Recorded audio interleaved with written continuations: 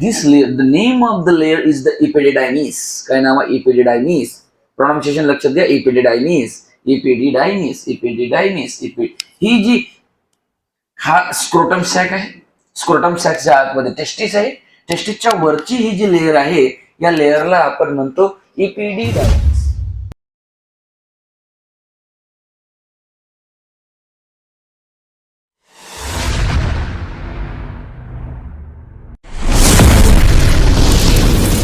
सगळ्यांचं लक्ष स्क्रीनवर पाहिजे.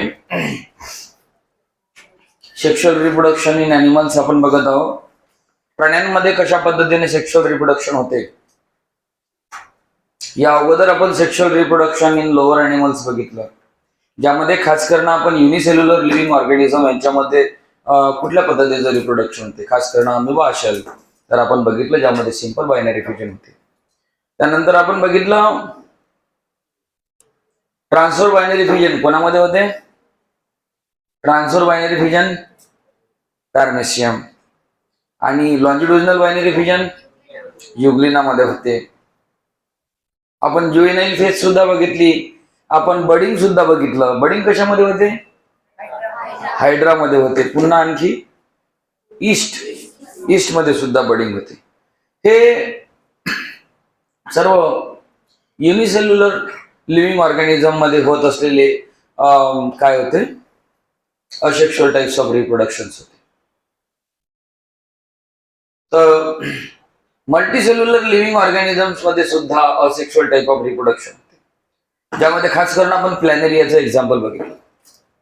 काल तुम्हाला मी प्लॅनेरियाचा एक व्हिडिओ सुद्धा दाखवला की ज्यामध्ये प्लॅनेरिया हा एका बॉडीपासून दोन बॉडी काय होतात, डिवाइड होत आहे. Now make silence and do concentrate on the board. It is the process sexual reproduction in animals. It is the process which involve the productions of the offspring. हे कशी process आहे ज्यामध्ये offspring create होतात. Offspring म्हणजे मुलं तयार होतात by the formations and the fusion of gametes. मुलं म्हणजे सर मुलीने तयार होत का हो? अरे दोन्ही ना. By the formation and fusion of gametes, ज्यामध्ये गॅमेट्सचं फ्युजन होते. कशाचं? गॅमेट्सचं. It is called the amphimixis. Amphimixis म्हणजे काय रे? मेल गॅमेट्स आणि फिमेल गॅमेट्स याले म्हणतात एम्फिमिक्सिस. एम्फी म्हणजे बोथ मेल फिमेल, मिक्सिस म्हणजे मिक्स होणे. म्हणजेच काय सांगितलं तुम्हाला? Fusion of gametes. Fusion of गॅमेटला दुसरा शब्द सांगितला amphimixis. Okay. In animals gametes formation primarily involve meiosis. Okay okay.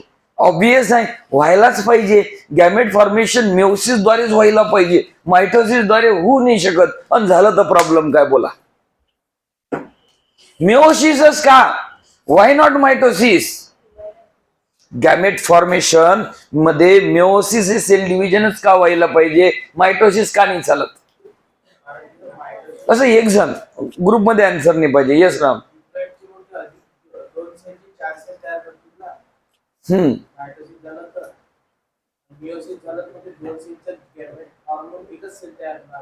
म्हणजे नेमकं काय होणार?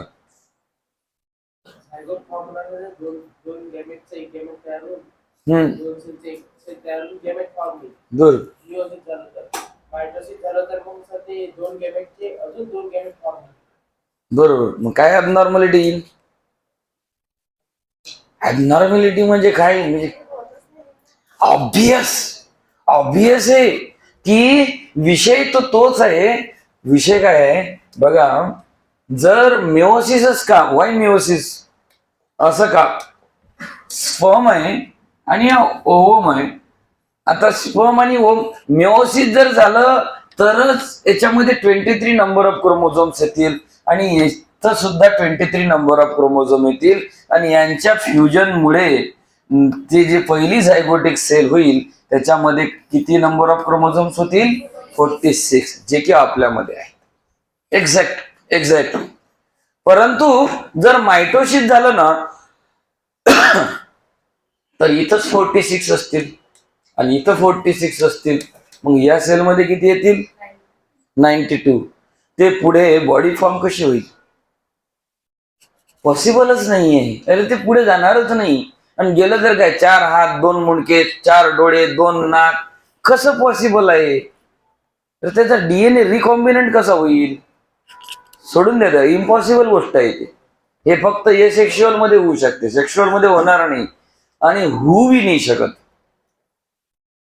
ओके, तर काय अपोमेक्सिस झालं. Gamete formation primarily involve the meiosis. बिलकुल बिलकुल meiosis. The sexually reproducing animal show the 2 main phases. 2 main phases असतात सेक्शुअली रिप्रोड्युसिंग अॅनिमल मध्ये. कोणते फेज असतात रे बा? पहिली फेज आहे ज्युएनाइल फेज. पहिली फेज कोणती आहे? ज्युएनाइल फेज. दुसरी फेज आहे रिप्रोडक्टिव्ह फेज आणि तिसरी फेज आहे सेनेसन्स फेज. हे थर्ड फेज आहे, म्हणजे त्याला एजिंग म्हणतात. आता रिप्रोडक्टिव्ह फेज काय आहे ते लक्षात घ्यायचं आहे आपल्याला. आपण रिप्रोडक्टिव्ह फेज कशाला म्हणणार आहोत? सगळ्यात पहिले ज्युएनाइल फेज काय आहे? बॉडी, मी कालही बोललो, बॉडीची फिजिकल ग्रोथ होणे, that is called the juvenile phase. Now you all are in the juvenile phase. तुम्ही सध्याही ज्युएनाइल फेज मध्ये आहात.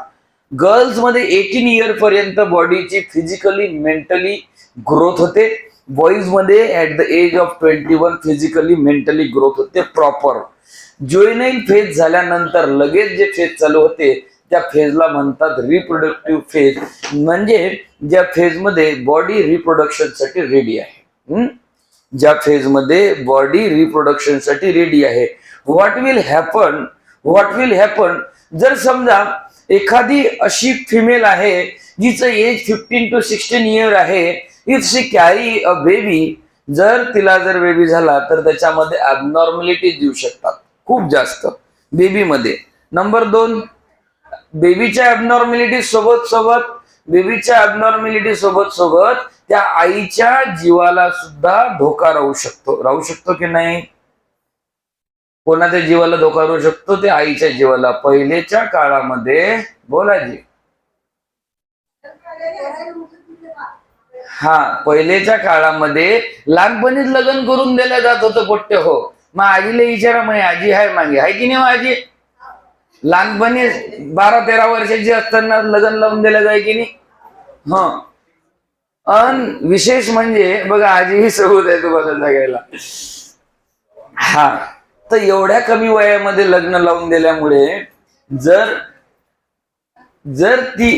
ती मुलगी सपोज ती प्रेग्नेंट राहिली तर तिच्या जीवाला धोका व्हायचा बेटा. म्हणजे हे फार भयंकर गोष्टी आहेत जर आपण आपल्या पास्ट मध्ये गेलो तर. पण ते म्हणतात नाही, इतिहासापासून आपण शिकायला पाहिजे. So we learn. Now we are learning biology which give you the sense what is right for अस.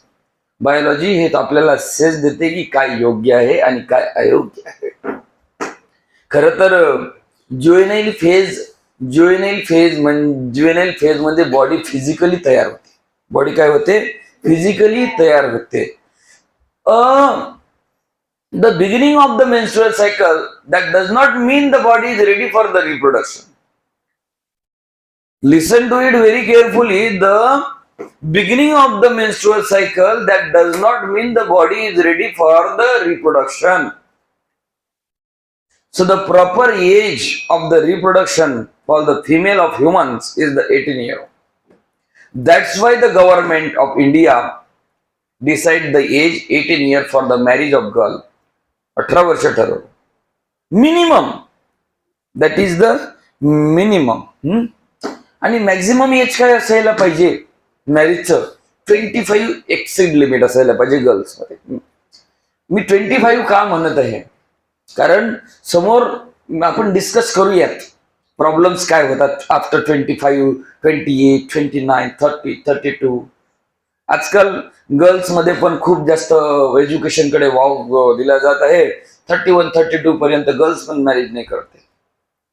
आणि मग तिथेही काय काय प्रॉब्लेम्स क्रिएट होतात. We will discuss in this chapter. या चॅप्टर मध्ये आपल्याला खूप काही डिस्कस करायचं आहे.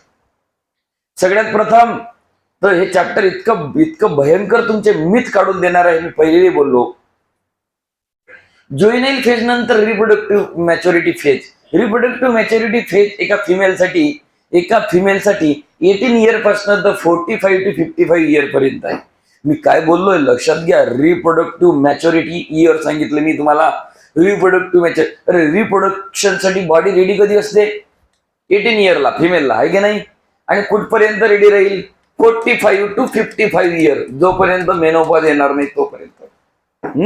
मेनोपॉज जोपर्यंत. मेनोपॉज म्हणजे काय रे बेटा? मेनोपॉज आणि प्युबर्टी दोन शब्द लक्षात घेऊयात.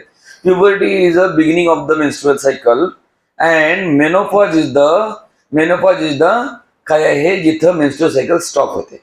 मेन्स्ट्रुअल सायकल स्टॉप झालं म्हणजे ओव्हरीमध्ये ओवमच राहत नाही. म्हणजे याचा अर्थ असा आहे की शी विल नॉट बी म्हणजे कॅरी द बेबी नाव, म्हणजे ती महिला आता प्रेग्नेंट राहू शकणार नाही. मेनोपॉज झाल्यानंतरचा विषय आहे.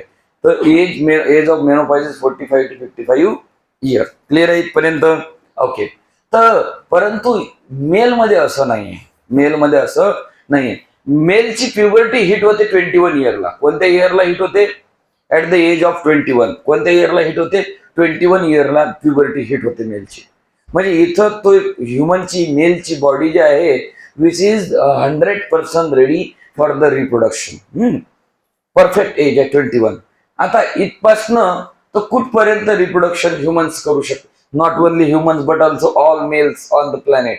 सगळे मेल्स या प्लॅनेटवरचे they can reproduce till to the death. I would like to say that the age of 95, या 95च्या एज मध्ये सुद्धा he is capable to become a father. 95 वर्षाचा व्यक्ती सुद्धा फादर होऊ शकतो. टिल टू द डेथ म्हणतोय मी. टिल टू द डेथ, मृत्यूपर्यंत. मृत्यूपर्यंत. तुम्हाला खूप साऱ्या केस स्टडी सुद्धा मी या चॅप्टर मध्ये देणार आहेत. रिप्रोडक्टिव्ह मॅच्युरिटी फेज नंतर it is attend to after physically growth almost over. It involve the growth of activity of the sex organs. The animals can reproduce sexually in this phase and both the periods of phase are variable duration in the different animals. तर sexual रिप्रोडक्शनचे जे phase आहेत ते variable असतात. दोन पद्धतीचे phase असतात बेटा. कोणते असतात दोन पद्धतीचे फेज? सीझनल ब्रीडर्स म्हणतो आपण त्याला. कशाला म्हणतो? काय म्हणतो? Seasonal breeders. सीझनल ब्रीडर्स आणि कंटिन्युअस ब्रीडर. सीझनल ब्रीडर म्हणजे जे सीझन मध्ये काय करू शकतात? रिप्रोडक्शन करतात. कशामध्ये? सीझन मध्ये. सीझन मध्ये रिप्रोडक्शन. कोण आहे सीझन मध्ये रिप्रोडक्शन करणारे? The sexually reproductive animal show various breeding pattern. Some like goat, हे सीझनल रिप्रोडक्शन करते. गोट करते, शीप करते, डॉंकी करते. हे सीझनल ब्रीडर्स आहेत, म्हणजे सीझन मध्ये रिप्रोडक्शन करू शकते. काही कंटिन्युअस ब्रीडर असतात ह्युमन्स सारखे. कंटिन्युअस ब्रीडर म्हणजे जे any time of the year, वर्षाच्या कुठल्याही इयरला ह्युमन्स आहेत, एप्स आहेत, are continuous breeder. They can breed throughout the year. असं होते का ह्युमन मध्ये की फक्त विंटर मध्येच बेबी फॉर्म होतील, बाकी बेबी फॉर्मच होणार नाही? नाही, कंटिन्युअस ब्रीडर आहे ना. ह्युमन्स आहेत, एप्स आहेत आणि लॉट्स ऑफ एनिमल्स. खूप सारे प्राणी आहेत, किती नाव घ्यावे. तर ते काय आहेत? Seasonal breeders, sorry continuous breeder आहेत. दोन प्रकारचे ब्रीडर सांगितले. जे बेबीला फॉर्म कधी करतील, कंटिन्यू मध्ये करू शकतात किंवा काही सीझनल असतील. क्लिअर आहे? तर इथं आपल्याला सीईटी साठी प्रश्न विचारला जाते. इनफॅक्ट याच्यावर प्रश्न विचारला गेलेला आहे. सीझनल ब्रीडर्सचे एक्झाम्पल्स आणि कंटिन्युअस ब्रीडरचे एक्झाम्पल्स. तुम्हाला मिनिंग लक्षात आला का? सीझनल ब्रीडर म्हणजे जे सीझन मध्ये ब्रीड करू शकतात, म्हणजे रिप्रोडक्शन करतील, त्यांना बेबी फॉर्म होईल. आणि कंटिन्युअस ब्रीडर याचे एक्झाम्पल काढून ना उद्या चेक करेल. ओके, उद्या म्हणजे मंडेला चेक केल्या जातील. आणि by the way, on this Monday, या सोमवारी कोणाचा पेपर आहे? फिजिक्सचा पेपर आहे का? सांगितला नाही. बरं, एक बायोचा पेपर आपला होणार आहे. कधी होणार आहे बायोचा पेपर? बायोचा पेपर होणार आहे 24 फेब्रुवारी. I think it's a Monday. सोमवारी येणार आहे. चॅप्टर नंबर 1 वर होणार आहे. Reproduction in lower and higher animals. Reproduction in lower and higher animals. Number of question देणार आहे फक्त 50. सॉरी, अॅनिमल्स बोललो मी, प्लांट्स. पहिलं चॅप्टर बोलत आहे मी. Reproduction in lower and higher, reproduction lower and higher part. फक्त 50 प्रश्न विचारणार आहोत. फक्त 50. मी तुम्हाला गॅरंटीने सांगतो की सगळे प्रश्न मी टार्गेट मधले टाकतो टोटल.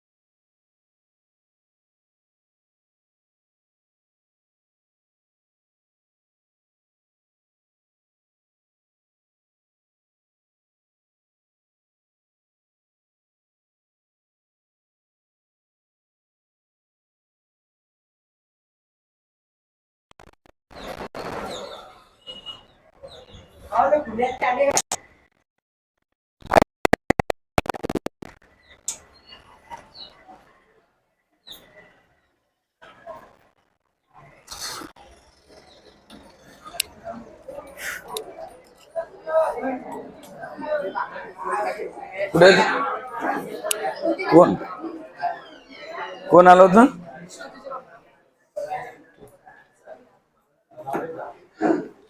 तुम्हाला 50 प्रश्न 24 तारखेला दिले जातील बायोच्या लेक्चर मध्ये. मला तर काही दिसलं नाही. बर ठीक आहे. तर 50 प्रश्न किती वेळामध्ये देणार आहे तुम्हाला? 1 तास देणार आहे. तब्बल तुम्हाला 60 मिनिटं देईल. 60 मिनिटात 50 प्रश्न सॉल्व्ह करायचे. मी सांगतोय तुम्हाला प्रश्न मी कुठनं टाकणार आहे. मी प्रश्न टाकणार टार्गेट मधून. टार्गेटची जे तुमच्याकडे नोट्स दिलेली आहे बायोची, त्यातले सगळे प्रश्न आज आणि उद्या सॉल्व्ह करून टाका. ओके. आता त्या 50 पैकी 50 मार्गाचे 50 प्रश्न, आणि जितके बरोबर तेवढे गुड, जेवढे रॉंग तेवढ्या स्टिक, तेवढ्या छेडा खा. मी सांगितलं ना तुम्हाला प्रश्न कुठून देऊन राहिलो म्हणून. एरिया दिला ना, मग करा ना काम. जर कोणाला जर 40 भेटले तर त्यानं एकाच ठिकाणी एकाच हातावर 10 छेड्या खायची तयारी ठेवा, नाही तर बायोचा अभ्यास करा. विषय क्लोज. आलं का लक्षात? आता ज्याच्याकडे बा टार्गेटची ते नोट्स नाही, याच्यातल्या अर्ध्यापेक्षा जास्त मुलांकडे मी नोट्स दिलेले आहेत, त्यांना मोबाईलवर फोटो काढून PDF टाकायला सांगा. एक जण टाका, कोणी कोण टाकेल? सगळं ते रामवरच सोडून द्या, म्हणजे त्याने ठेका घेतलेला आहे. देवाचं नाव आहे तर काही बी त्याला काम सांग काय. हा नाही, माझ्याकडेच ते नोट्स नाहीये.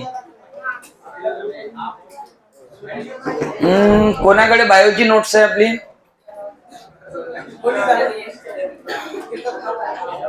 बर, PDF बनवून टाकतो कर बाळा. ग्रुपवर PDF बनवता येते ना, फोटो काढून PDF बनवून ग्रुपवर टाकून देतो मी. बॉयच्या विचार टाकून दे, ठीक आहे.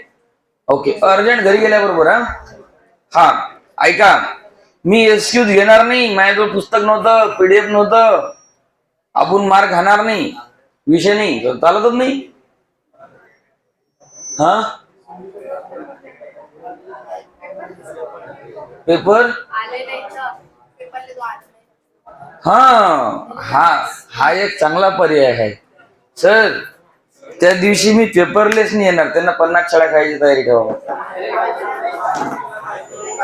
आला तर कमसे कम काहीतरी कमी तरी होते. सुट्टी भेटत नाही ना 24 तारखेची. हा सुट्टीच नाही भेटत. त्या पप्पाचा कॉल लागेल त्याच्यासाठी. हा मग बस. मग तुला काय वाटते तरी तू सुटशील. तुझ्यासाठी सॉफ्टवेअर वरून दुसरा पेपर काढीन आणि स्पेशल तर समोर बसून म्हणेन सोडव. हा लक्ष लक्ष स्क्रीनवर, लक्ष स्क्रीनवर. माऊली माऊली इकडे पहा. ह्युमन रिप्रोडक्टिव्ह सिस्टम सुरू करत आहे. ह्युमन रिप्रोडक्टिव्ह सिस्टम सुरू करण्याच्या अगोदर एक गोष्ट निश्चितपणे लक्षात घ्या. आपल्या जर लाज आणि शरम वाटत असेल तर आपल्या दरवाजाच्या बाहेर ठेवून यायची.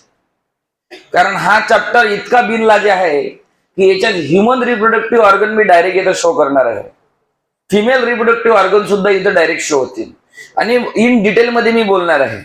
मी बायोचा मास्तर आहे, मला काही लाज नाहीये, तर तुम्ही बी काही ठेवू नका आणि वर्गाची गरिमा मात्र कायम राहिली पाहिजे. ठीक आहे. या चॅप्टरच्या लेक्चरच्या सुरुवातीला कोणी विद्यार्थी टॉन्टिंग करेल, बोलेल किंवा मेल रिप्रोडक्टिव्ह सिस्टम चालू असताना मुली आपसात गप्पा करतील किंवा फिमेल रिप्रोडक्टिव्ह सिस्टम चालू असताना मुलं आपसामध्ये गप्पा गोष्टी करतील तर सीधे वर्गाच्या बाहेर काढून दिले जातील. पनिशमेंट होईल तो वेगळा, कारवाई होईल ते आणखी वेगळी. पहिले सूचना. क्लिअर. मी तुम्हाला शाश्वतीयुक्त सांगतो, मी एकही पॉईंट सोडत नाही यामध्ये असा की जो मिस करेल तुम्हाला एक्झाम मध्ये, किंवा या चॅप्टरवर तुम्हाला असा एकही प्रश्न मी असा नाही होऊ देणार की तुम्हाला त्याचा आन्सर येणार नाही. फक्त इमानदारी ही ठेवा की सगळे लेक्चर या चॅप्टरचे डन झाले पाहिजेत. मी रेकॉर्डिंग लाईनला सुद्धा लावलेला आहे, ऑन रेकॉर्ड बी बोलून राहिलो ह्या गोष्टी, म्हणजे क्लिअर कारवाई बी करू शकतो. Human reproductive systems. Pre fertilization म्हणजे फर्टिलायझेशनच्या अगोदरची प्रोसेस. आता प्री फर्टिलायझेशनच्या अगोदर कुठली प्रोसेस असू शकते? The formation of the gametes. आहे की नाही बेटा? हा, बघूयात ना आपण. आता तर सुरुवात केली, तर सुरुवात आहे ह्युमन रिप्रोडक्शनशी रिलेटेड. आणि इथनं तुम्हाला सुरू होत आहे power points.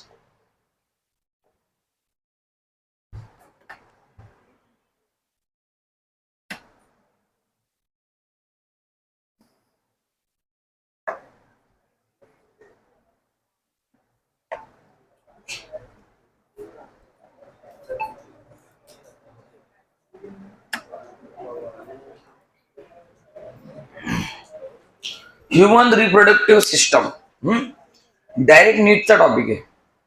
Human reproductive system हा डायरेक्टली नीटला टॉपिक येतो आणि आपल्याला सीईटीला हाच topic reproduction in lower and higher animal खाली येतो, म्हणजे या चॅप्टरच्या अंडर येतो.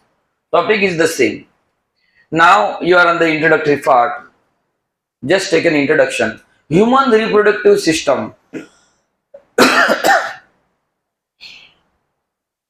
ज्यामध्ये सेक्शुअल रिप्रोडक्शन त्याच्या कॅरेक्टरिस्टिक बघूयात. See the birds maternal and paternal gametes fuse. दोन शब्द लक्षात घ्यायचे. मॅटर्नलचा अर्थ आहे मॉम, पॅटर्नलचा अर्थ आहे फादर. मॅटर्नल गॅमेट्स म्हणजे एग आणि पॅटर्नल गॅमेट्स म्हणजे स्पर्म. क्लिअर. आपण इंग्लिश मध्ये म्हणतो माय मॅटर्नल अंकल म्हणजे मामा, पॅटर्नल अंकल म्हणजे काका.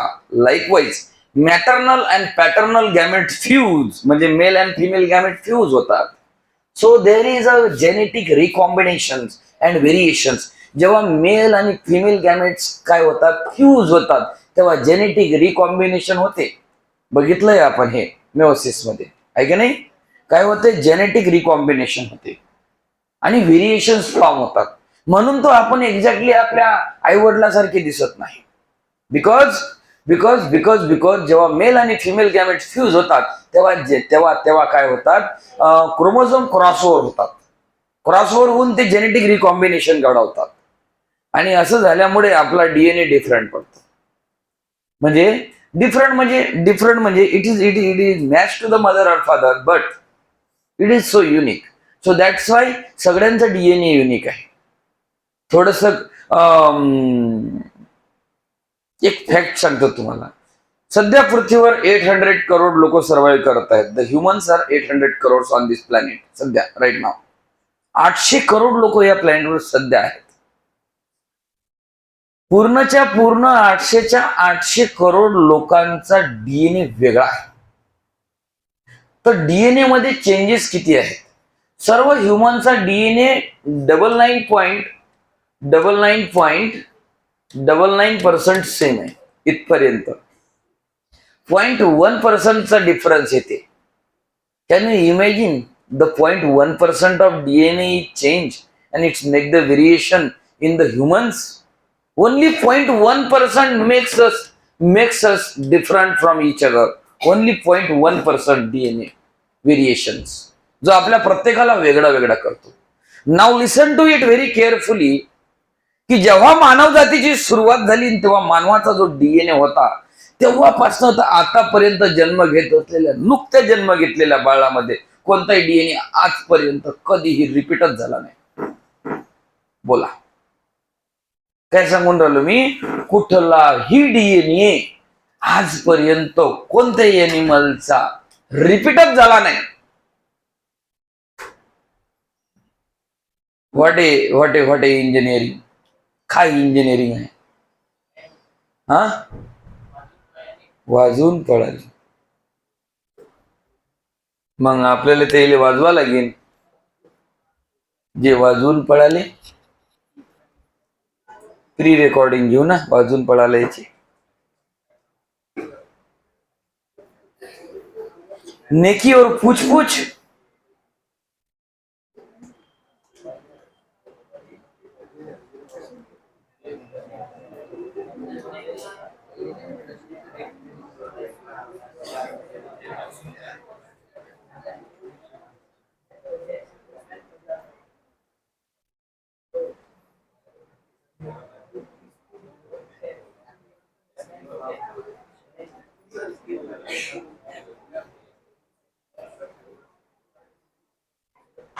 बंदे हैं हम उसके. श्रीनिश काळे. गवाडे बा 1 2 3 4 5 6.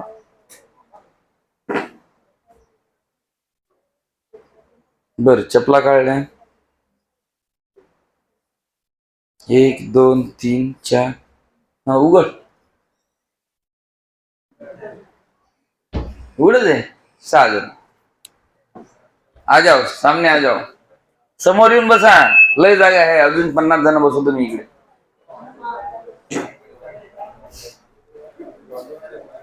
ऋषायनं वाजवणारा बसून कोण?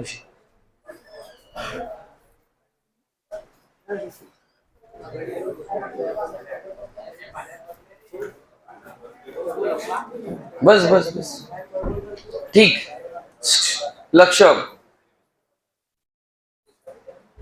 खरे वा, कोण उशीर झाला आज? हा वा, गाडी पंक्चर झाली. मस्त. काहीतरी असं युनिक रिझन द्यायचं. इथं आल्यावर माहित पडलं.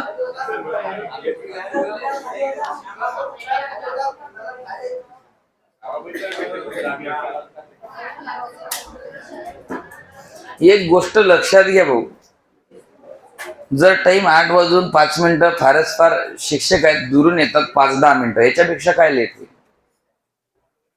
बरं, मी इथंच राहतो ना, तुम्हाला काय वाटते?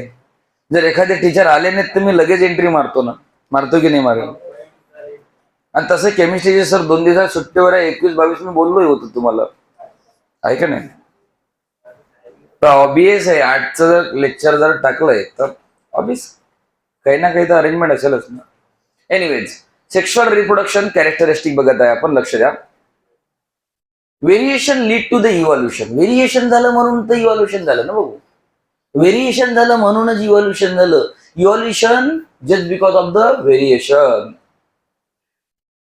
So stronger one survive, and जो ताकदवर आहे, स्ट्रॉंगर आहे, तो सर्वाईव्ह करतो, आणि जो विकर आहे तो पेरिश होतो, नष्ट होतो. बाबू आता तर लेट आला आणि त्यात बोलून बी राहिला. मग इकडून बस ना महाराजा.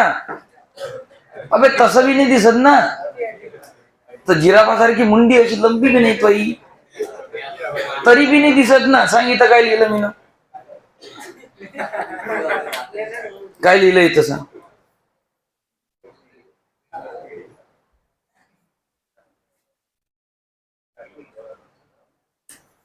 स्ट्रॉंगर वन सर्वाईव्ह करतो, विकर वन पेरिश होतो. कोण सांगितलं सांगा?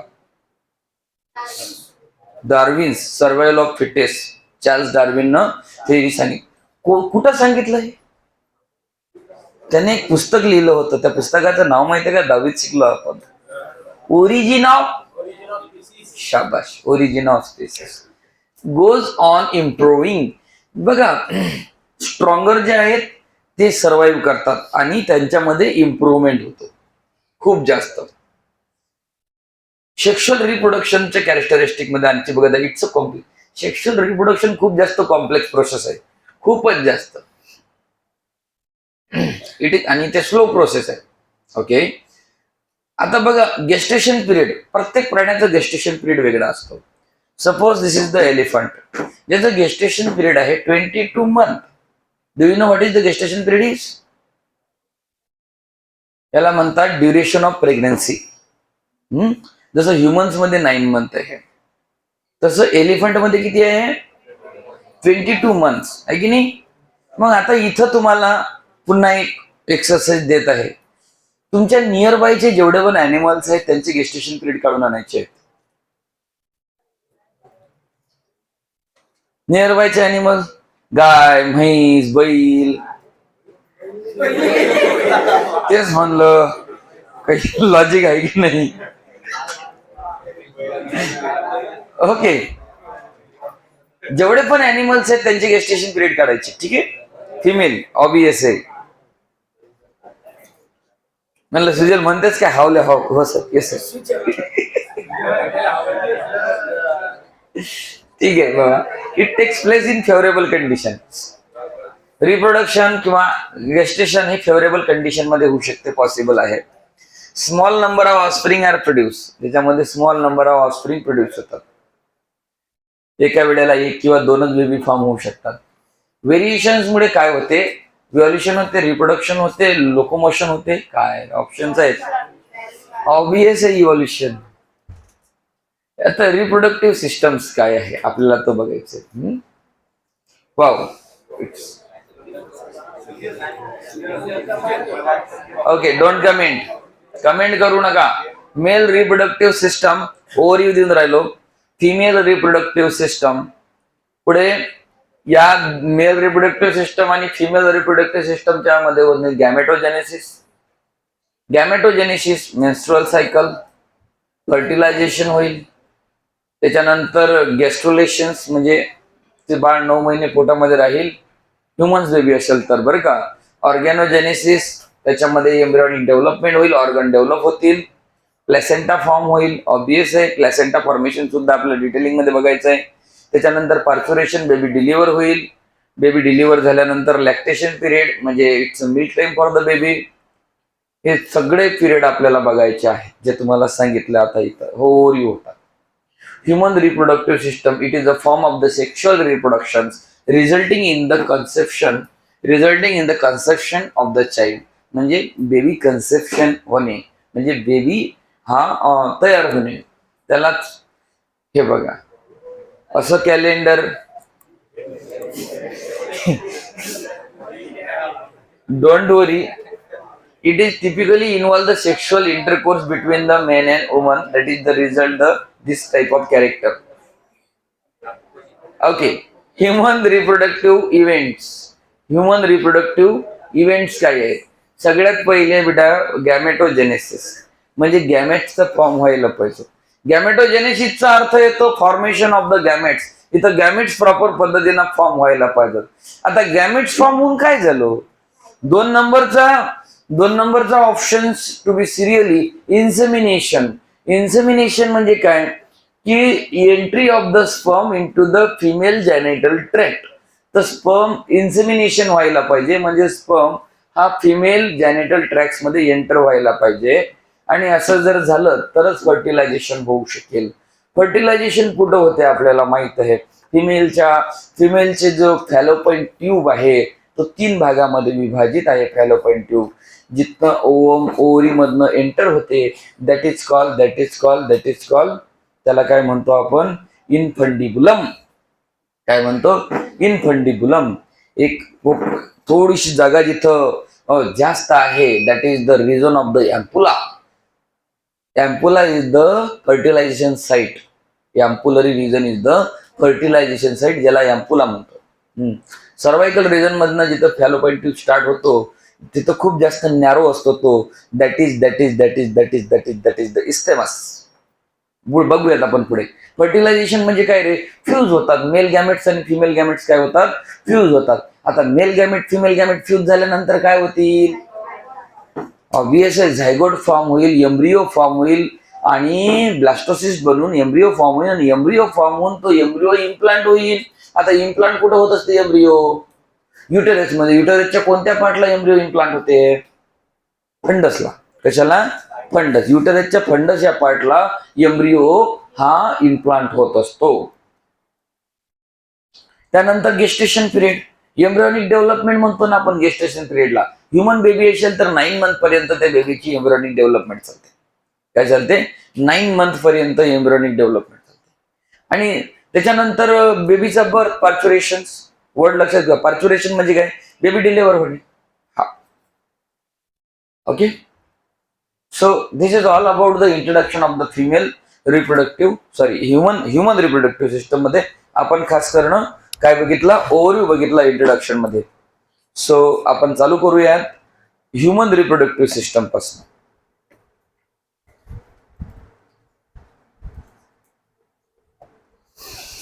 आता ह्युमन मध्ये सुद्धा लक्षात घ्यायचं आहे, आपण सुरू करणार आहोत मेल रिप्रोडक्टिव्ह सिस्टम. आपल्या पुस्तकामध्ये, लिसन टू इट व्हेरी केअरफुली, आपल्या पुस्तकामधले जे डायग्राम आहेत त्या खूप इम्पॉर्टंट आहेत, परंतु ह्या ॲनिमेटेड फॉर्मॅटच्या डायग्राम आहेत, ह्या तुम्हाला समजायला आणखी खूप जास्त सोपी जातील. नमस्कार. बोलो. हो बोलत आहे. हा नमस्कार. बोला ना. मला आवाज ब्रेक होऊन राहिला तुमचा. Hello hello. हा बोला बोला बोला बोला. नाही पेपर नाही आहे आज. म्हणजे झालेला आहे तो पेपर. सरांना माहित नव्हता मॅथच्या. आज फक्त क्लास होणार आहे. हो हो हो हो हो हो हो हो हो चालेल चालेल. हो हो हो. लक्ष.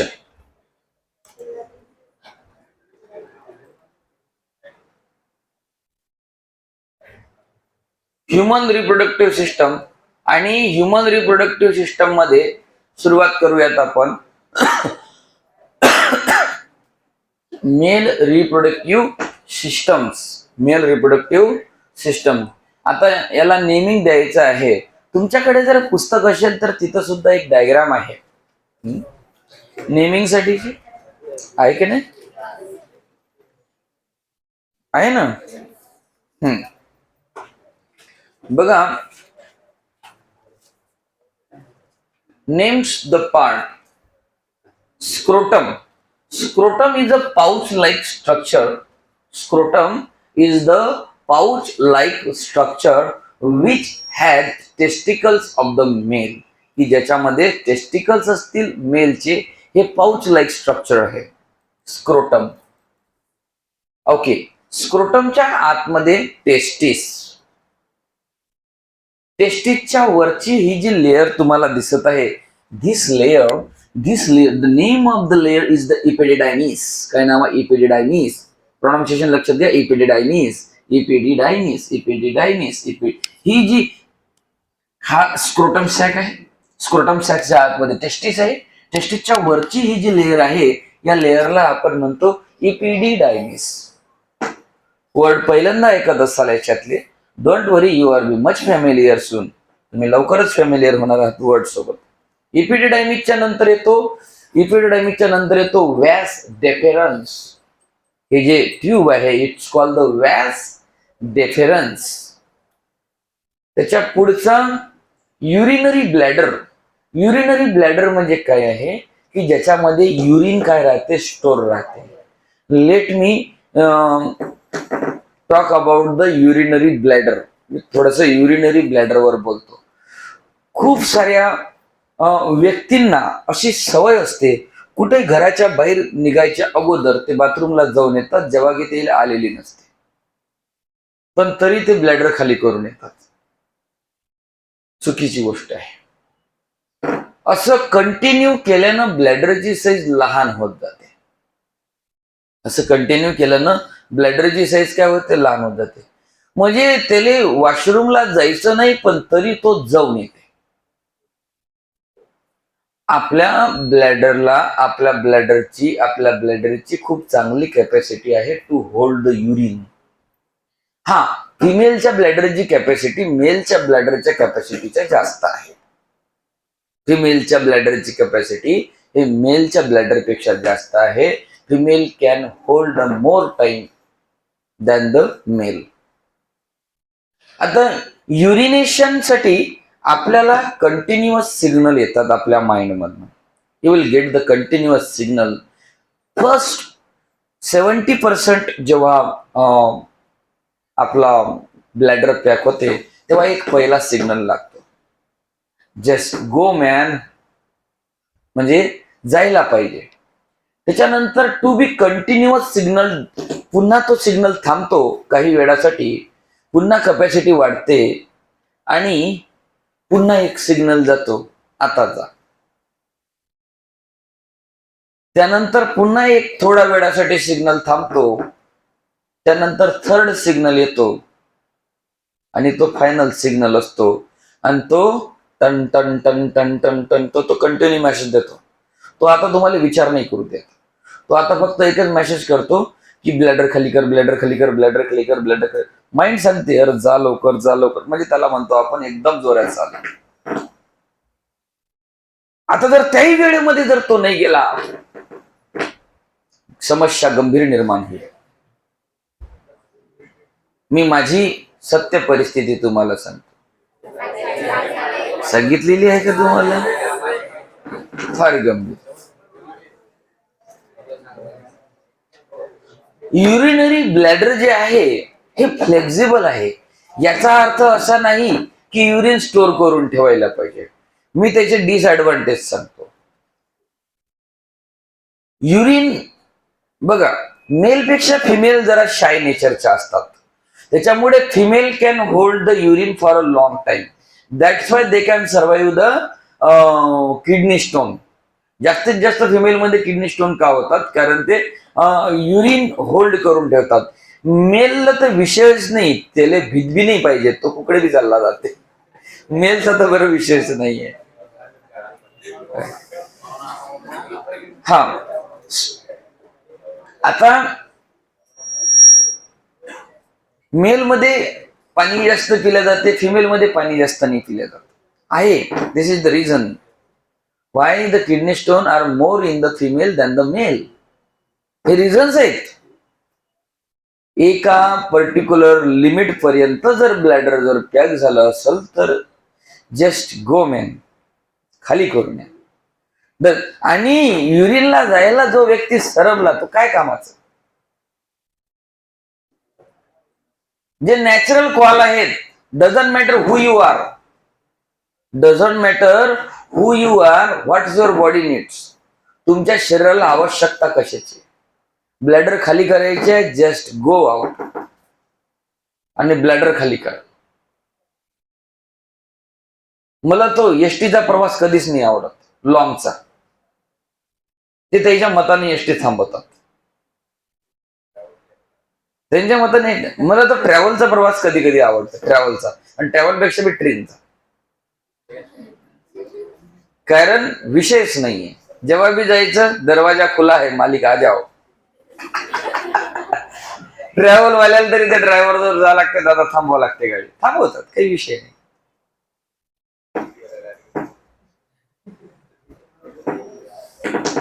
ठीक. युरिनरी ब्लॅडर वरून सांगितलं खूप जास्त बघा. परंतु विनाकारण जर समजा वॉशरूमला जायचं नाही बेटा आपल्याला, आणि तरी चालले, असं करू नका. याच्यामुळे काय होईल, आपल्या ब्लॅडरची कॅपॅसिटी लहान लहान होत जाईल. आपल्या ब्लॅडरची कॅपॅसिटी काय होत जाईल, लहान होते. होल्ड करा, पण खूप जास्त काळ होल्ड करून ठेवू नका. ठीक आहे. म्हणजे युरिनरी ब्लॅडरचं इन्फेक्शन होणार नाही. मेलमध्ये तर शक्यतो 99% मेलमध्ये युरिनरी ब्लॅडरचं इन्फेक्शन होत नाही, आणि गर्ल्समध्ये 90% मध्ये, फिमेल्समध्ये 90% मध्ये युरिनरी ब्लॅडरचं इन्फेक्शन होते. काऊन नाही होणार? Your urine is the acidic in nature. Urine is the acidic in nature. Although the urinary bladder has urinary bladder कडे ती कॅपॅसिटी आहे त्या ऍसिडिक नेचरच्या युरिनला होल्ड करून ठेवायची. बट प्रॉब्लेम काय आहे, जर पाणी कमी पिल्या गेलं तर ऍसिडिक नेचर जे आहे ते कन्सन्ट्रेट होते आणि त्याच्यामुळे युरिनरी ब्लॅडरचं इन्फेक्शन होते. जर तुम्हाला खूप वारंवार जावं लागत असेल, खूप जास्त, हिवाळ्यात तर बरोबर व्यक्ती नॉर्मली वारंवार जातो, उन्हाळ्यात तर कमॉन दिवसातनं 1-2 वेळा गेलात तर ठीक. हा, एसीच्या याच्यामध्ये, कूलरच्या याच्यामध्ये घरामध्ये आहे. जर कोणाला 10-15 मिनिटांमधनं जर वॉशरूमला जर जावं असं लागत असेल तर त्यांना निश्चितपणे आपली शुगर एकदा चेक करावी. It's become a patient of diabetes. तो डायबिटीजचा कदाचित पेशंट असू शकतो. असं होऊ शकते. युरिनरी ब्लॅडर झाल्यानंतर इथं प्रोस्टेट ग्लँड दिलेली आहे. ही प्रोस्टेट ग्लँड आहे.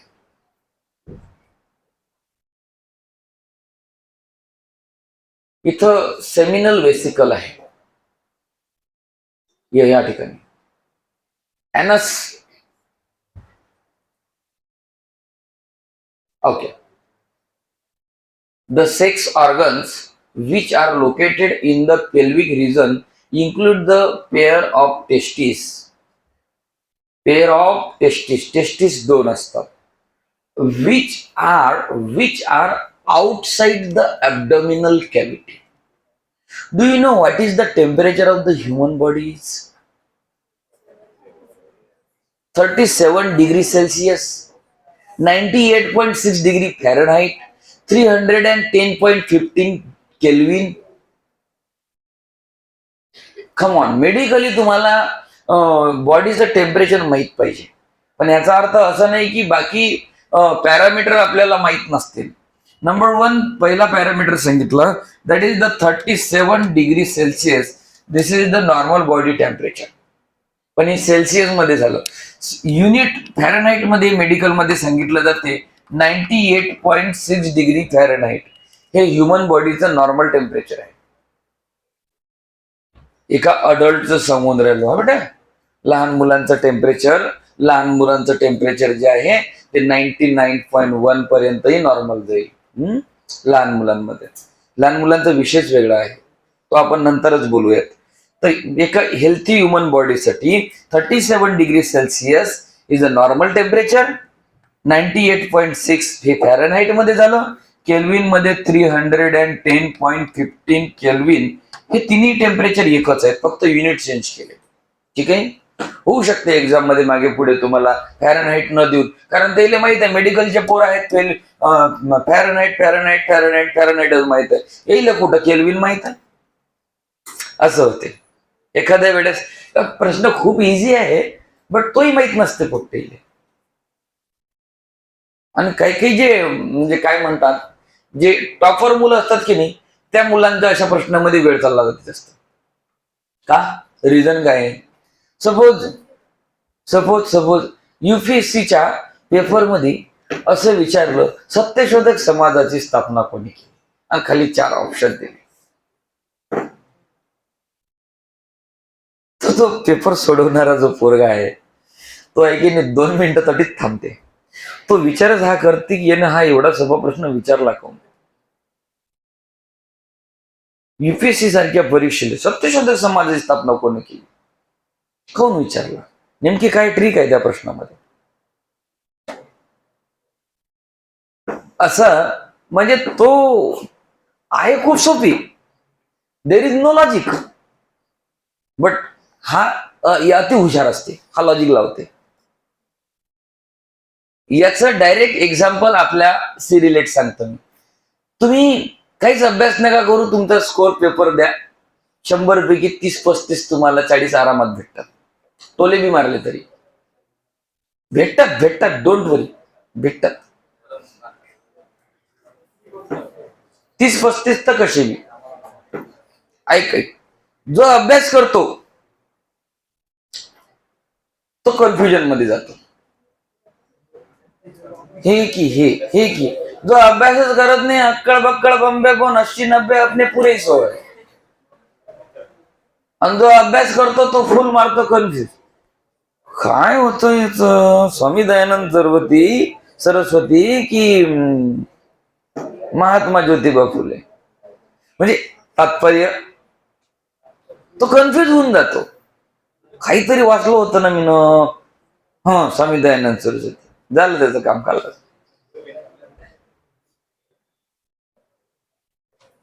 ज्याचा अभ्यास मिडल रेंज मध्ये असतो, तुमच्या प्रॅक्टिस मध्ये अशी एक फेज सध्या सुरू असेल, माइट बी काही जणांच्या असेल, काही जणांच्या नसेल. हे कारण त्याने अभ्यासच सुरू केला नाही, ते फेज कुठून चालू होईल?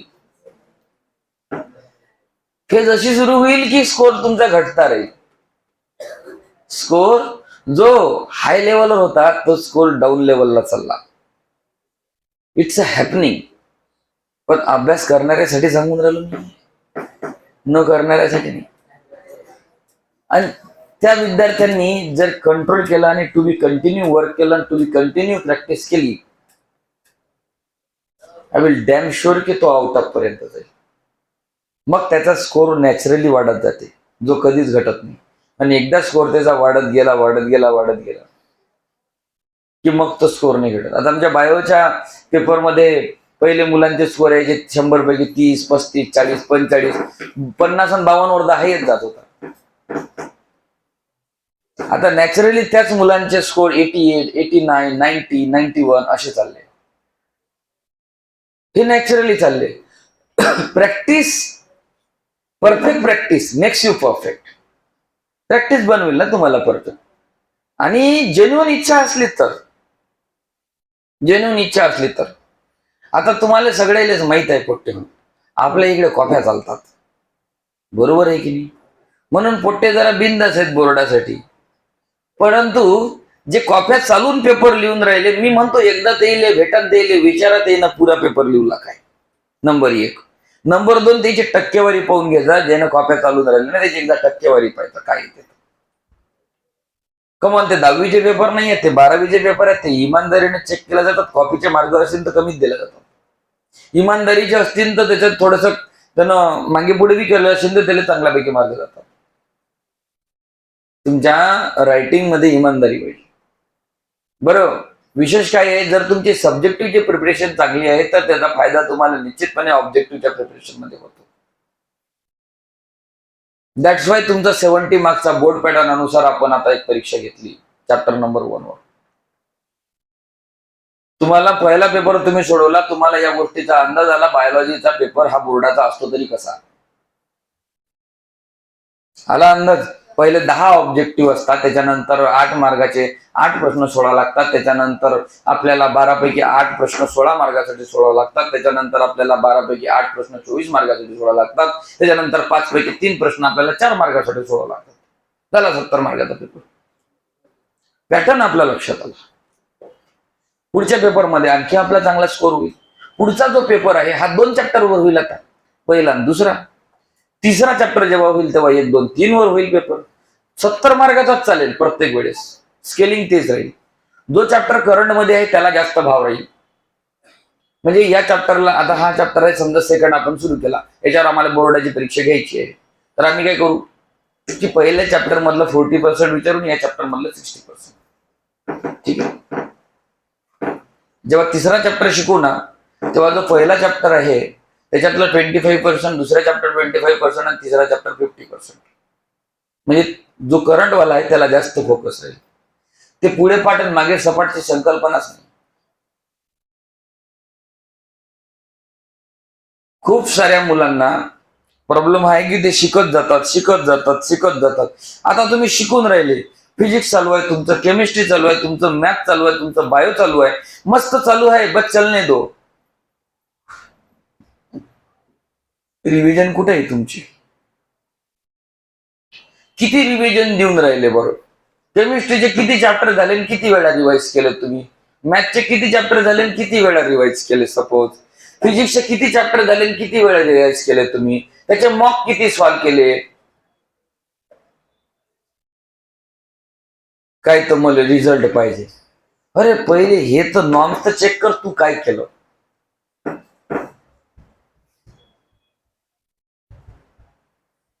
त्या इंस्टाग्राम पासून जर फुरसत भेटली तरच ना. म्हणजे बर्बाद व्हायचा आम्ही ना ठरवून टाकेल आहे कि सर हमने पूरे शिद्दत से ये चाह लिया है कि हमें बर्बादी होना है. तर त्यानं इंस्टाग्रामवर रोवून टाकायचं मग गुड मॉर्निंग, जेवली काय, किंवा मग जेवला काय. हा असं आहे ना. कोणी सांगून सांगून कुठपर्यंत सांगेन, मायबाप सांगतील, मास्तर लोक सांगतील तुम्हाला, बाबू हे वय असं आहे की या वयामध्ये तुम्हाला निश्चितपणे फिजिकल अट्रॅक्शन होऊ शकते काय होते, परंतु तुम्हाला तुमच्या इमोशन्सवर कंट्रोल मिळवता येते का. हे ज्या विद्यार्थ्याला आलं ना त्याला जग जिंकता आलं आजही. ज्याला आपल्या स्वतःच्या इमोशनला कंट्रोल करता आलं, he can conquer the world. तो जग जिंकू शकते. इमोशन्स कंट्रोल करणं is not so easy. Listen to it carefully. To control your emotions, it is not so easy. आणि मला अजून पण पुढे जाऊन मी जरा जास्तच बोलतो, ऐका. बरेचसे आजकालचे आमचे जे यूथ आहेत त्यांना शायनिंग मारण्यामध्ये, चांगलं राहण्यामध्ये, टाइमपास करण्यामध्ये जास्त वाव आहे. मी डायरेक्ट सत्य परिस्थितीमध्ये येतो, बायोलॉजीमध्ये. What is the extreme goal of that. Extreme goal काय आहे. क्षणिक सुख, 1 मिनिट, 2 मिनिट, 5 मिनिटाच्या क्षणिक सुखासाठी तो मुलगा वर्षानुवर्ष त्याचा दिवसाचा 4-4, 5-5 तासचा टाइम खर्च करतो. जेव्हा अल्टिमेटली त्याच्या राईट टाइम मध्ये त्याला त्या सगळ्या गोष्टी भेटणार आहेत बरोबर, but he doesn't have an patience. तो 4-4, 5-5 तास त्याचा टाइम वेस्ट करून राहिला, शायनिंग मारून राहिला, म्हणजे मेसेज करून राहिला. अरे कशाले. तुमचा सध्याचा जो टाइम आहे ना हा इतका प्रिशियस आहे की येले कोणी विकत नाही घेऊ शकत. आणि आम्ही फुकट देऊन राहिलो टाइम. कशाले. Just to make an impression. पण फॉर व्हॉट. इम्प्रेशन म्हणून. जेव्हा आम्ही अशी मुलं बघतो की नाही 3-3, 4-4 तास मेसेज, अरे काय काय साबूत करून राहिले. लैला मजनू बनायचंय. समाज स्वीकारेल, घरचे स्वीकारतील. एक शब्द सांगतो, अवकात बनवा लागते पहिले. अनअवकात हे इकडून बनते. काय बनते. अवकात बनते इकडून. स्वतःची म्हणून राहिलं. घरच्या प्रॉपर्टीवर अवकात नाही चालत. स्वतः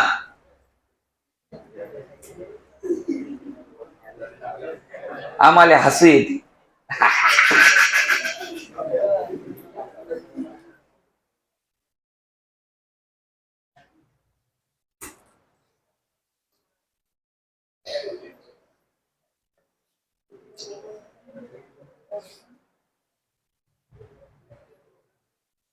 तुमच्या प्रत्येकाकडे 24 तास आहेत. जो जीवनात पूर्ण यशस्वी होईल त्याच्याकडे बी, तुमच्याकडे बी. आता थोड्या वेळ अगोदर आजी आल्या होत्या की नाही. काल रात्री सहज मी आजीजवळ बसलो आणि गप्पा गोष्टी केल्या. आजी म्हणलं किती भाऊ किती बहिणी. आजी म्हणते 3 भाऊ 3 बहिणी. म्हणजे म्हणलं अरे अर्धा डझन.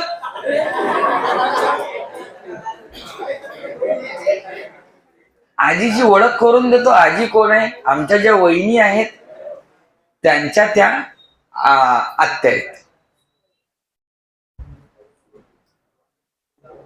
ऑब्वियस. मग आजीला विचारलं, का आजी शाळा नाही शिकले काय? आजी म्हणे, हो मी 5व्या वर्गाला शिकेल. काय म्हणे आजी? 5व्या वर्गाला शिकेल. मी म्हटलं, मग लायना भाऊनी शिकला काय? बरं, त्याला तर म्हणे शाळेतले मास्तर लोक पाठवत होते म्हणे आणि उचलून नेत होते म्हणे त्याला शाळेत, पण तरी तो काही शाळेत जाई नाही. आता 6 लेकर म्हणे बाबू माय बापाले काम करणं, धावून खाऊ घालणं साधा आहे का म्हणे? पोरगा शिकला नाही म्हणे. मग आता काय का शेतात काम करायला लागते. आपलं इथं तेच गत आहे. जर नाही शिकले तर शेवटी काम करावं लागेल. काम तर कोणतंही करावं लागेल, तो विषय नाही आहे.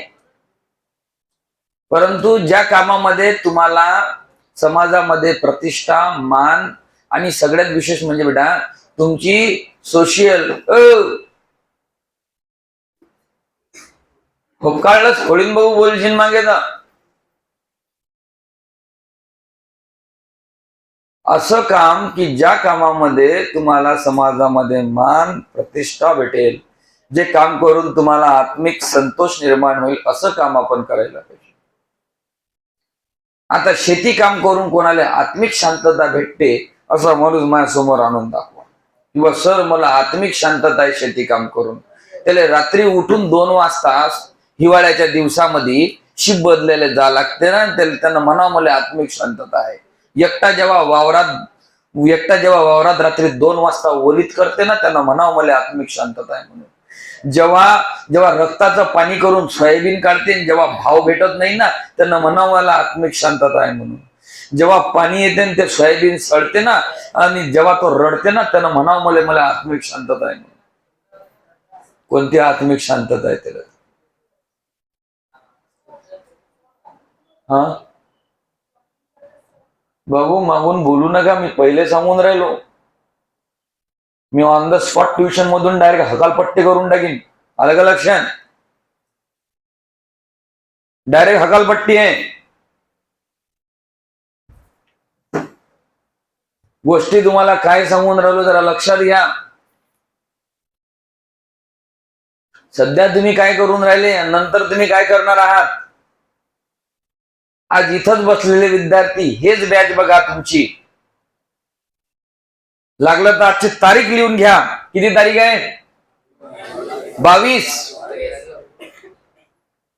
3 डेट पाहिला. 5 सितंबर ची तारीख पाहिली. फिर मिलेंगे कितने साल बाद? 5 साल बाद. कितने साल बाद? 5 साल बाद. हाय का हिम्मत येसान का 5 वर्षाच्या बाद मला भेटायले? मी राहतो, तू राहशील का? पाय फक्त तुम्ही राहिले पाहिजे.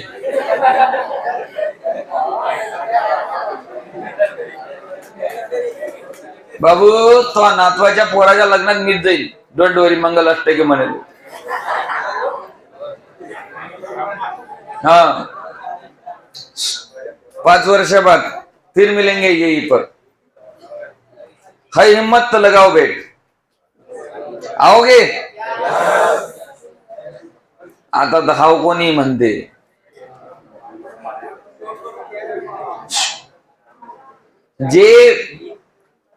जे पोरं या 1-1.5 वर्षामध्ये इमानदारीने मेहनत करतील, तेच पोरं 5 वर्षाच्या बाद इथं येऊ शकतील. गॅरंटी देतो मी. 17 वर्षाच्या बाद मी माझ्या शाळेच्या गेट टुगेदर मध्ये गेलो. जेव्हा आपल्या आयुष्यामध्ये यशस्वी झालेल्या विद्यार्थ्यांचे भाषण चालू होते ना, तेव्हा आमच्या शाळेतले जे रिकाम टाकर पोट्टे होते, जे अभ्यास करत नव्हते, ते शाळेच्या मागे जाऊन लपले, आपलं नाव नाही आलं पाहिजे भाषणाला म्हणून. तवा बी या वयात स्टेजवरून मास्तर लोक अनाउन्समेंट करू लागले, अरे बा तुम्हाला भाषण नाही द्यायला लावत. मा एक दोस्त आहे, नाव आहे सांगत नाही, पण त्याला म्हटलं की तू भाषण दे. तो म्हणते काय देऊ भाषण, काय सांगू म्हणते मी. शेती करू राहिलो हे समजा म्हणते. ना म्हणलं सांग ना मग काय फरक पडते. नाही म्हणते मला शरम लागते. पण ते म्हणते मी ना काय असं लय मोठं काम केलं म्हणते की जाऊन स्टेजवर जाऊन सांगावं. सत्य परिस्थिती हेच आहे. आणि जे पोरं यशस्वी होते की नाही खूप जास्त त्यांच्या आयुष्यामध्ये शिक्षक लोकांचे कॉन्टॅक्ट त्यांच्यासोबतच जास्त, जे यशस्वी होते त्याला भाव बी नाही भेटले. हालाकी असतात सगळे इक्वल, बट शेवटी तोच आहे. जीवनात यशस्वी होण्याचं एकच कान मंत्र आहे, तुमच्या योग्य वयामध्ये योग्य अभ्यास योग्य वेळेत केला पाहिजे बस. आणि तोच आपल्या ज्यानं होत नाही. आमच्या आजूबाजूला सवय आहे ना, आमच्या आजूबाजूचं वातावरण एवढं दूषित झालेलं आहे रे की आमच्या हाती पुस्तक दिसलं की म्हणता कुठे कलेक्टर बनून राहिला बे. एक शब्द दोस्तासोबत इंग्रजीत बोलते बघ मध्ये बाबा इंग्लिश. वातावरण एवढं दूषित व्हायला आहे आमचं, कारण त्या आमच्या आजूबाजूच्या वातावरणामध्ये असलेल्या व्यक्तींच्या नॅरो माइंडेड थिंकिंग निर्माण झालेल्या आहेत. मी वारंवार सांगतो तुमचे विचार तुम्हाला घडवतात.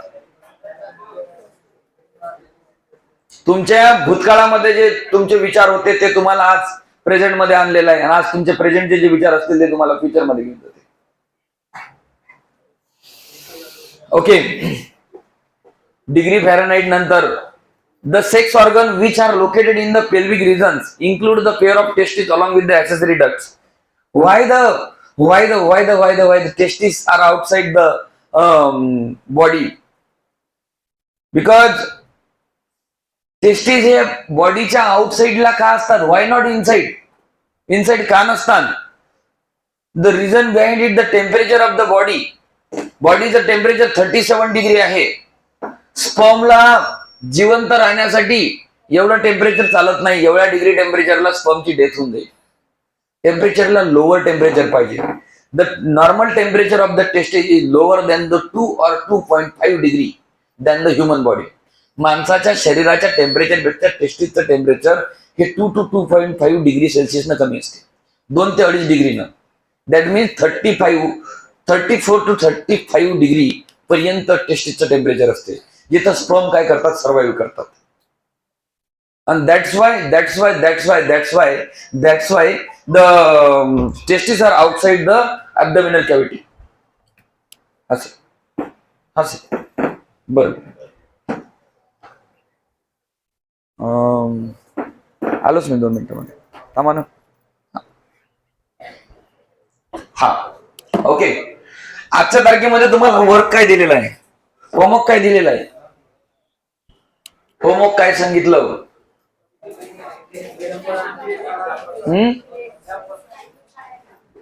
एक जण सांगा काय सांगितलं राम?